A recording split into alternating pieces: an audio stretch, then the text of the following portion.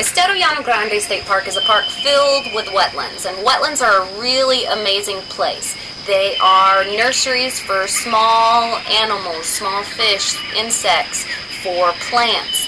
They provide home and habitat for hundreds of different species of birds, as well as mammals, reptiles, amphibians, insects.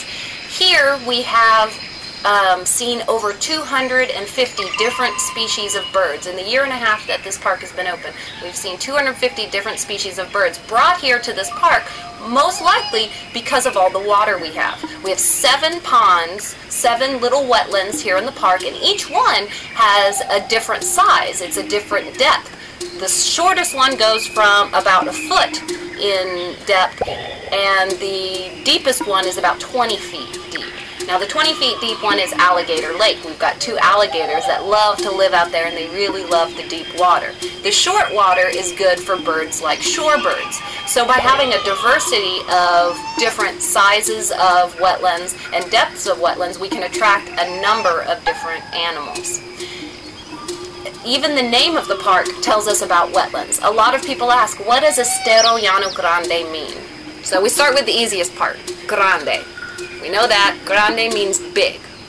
A llano is a large open area like a plain, okay, like where all the grasslands are.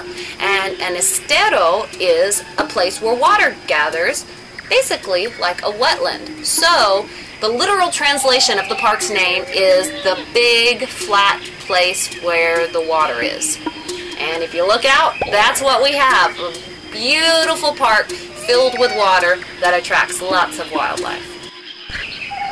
So why should we be concerned about wetlands? Well, there are a couple reasons. Wetlands are very special types of habitat, and like I mentioned before, they're really important as habitat for certain animals, as well as nurseries for other animals, and they also help to keep our environment clean. Wetlands act like sponges or filters, helping to clean the water that goes through them. So wetlands are important to all of us.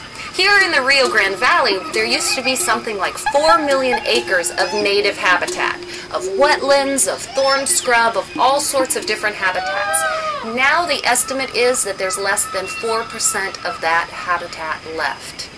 Of that 4%, half of it is on tracts of 75 acres or less. So a place like this, like Estero Llano Grande, that has about 200 acres, is really special to keep preserved that habitat. And being a wetland, in my eyes, makes it even more special.